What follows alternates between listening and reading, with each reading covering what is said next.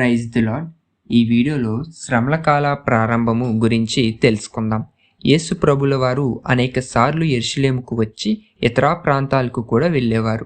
ఈ శ్రమల కాల ప్రారంభంలో ఆయన యెరూషలేముకు రావడం ఆఖరిసారి. అయితే శ్రమల కాలము ప్రారంభమయ్యే ముందు ఏ సంఘటనలు జరిగాయో మనము చూద్దాము.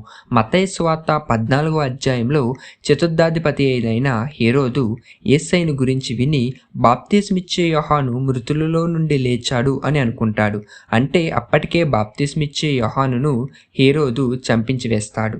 మార్కు 6వ అధ్యాయము 17, 18, 19 వచనాలలో మనం చూస్తే అక్కడ వివరంగా ఉంటుంది. బాప్తిస్మిచ్చే యోహానును చెరసాలలో వేయించేస్తాడు ఈ హేరోదు. ఎందుకంటే అతన్ని సహోదరి భార్యను చేర్చుకున్నందుకు బాప్తిస్మిచ్చే యోహాను తప్పు అని హెచ్చరిస్తాడు. అప్పుడు ఆమె నిమిత్తము యోహానును చెరసాలలో వేయిస్తాడు. మార్కు 6వ అధ్యాయము 22 నుంచి 29 వచనాలు చదివితే యోహానును హేరోదు తన పుట్టినరోజున చంపించి వేస్తాడు. హేరోదియ కూతురు నాట్యమాడి హేరోదును సంతోషపరిచినందున హేరోదు ఏమి కావాలో కోరుకో అని అడిగితే ఆమె యోహానును తలను అడుగుతాది. అలా శ్రమల కాలం ముందే, అంటే యేసయ్య అద్భుతములు చేస్తూ బోధిస్తూ యెరూషలేముకు ఇంకా వెళ్ళక ముందే జరిగిన సంఘటన. మత్తయి 14:13 వచనంలో ఆయన ఆ సంగతి విని అక్కడి నుండి అరణ్య ప్రదేశమునకు బయలుదేరి వెళ్తాడు.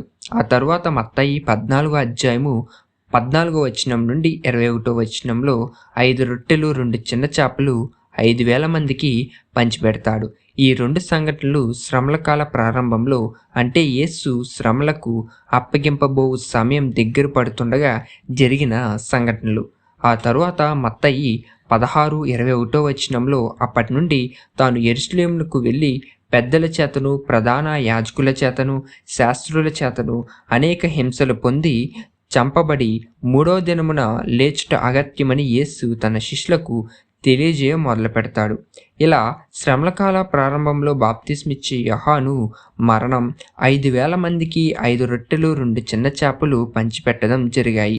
ఇంకో విషయం ఏంటి అంటే మత్తయి 3:3లో ప్రభు మార్గము సిద్ధపరచుడి, ఆయన త్రోవలు సరాలము చేయడని అరణ్యంలో కేకవేయి ఒక నిశ్శబ్దము అని ప్రవక్త అయిన యెషయా ద్వారా చెప్పబడిన మాట ఈ బాప్తిస్మిచ్చే యోహాను గురించే.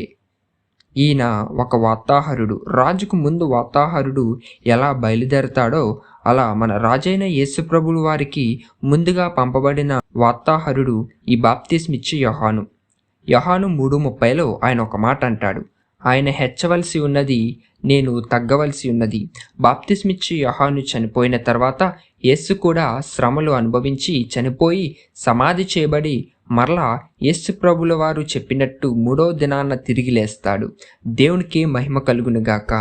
ఆమేన్. ఇలాంటి మరెన్నో ఇన్ఫర్మేటివ్ వీడియోస్ కోసం అలాగే బైబిల్ స్టోరీస్ కోసం ఈ ఛానల్ని సబ్స్క్రైబ్ చేసి సపోర్ట్ చేయండి.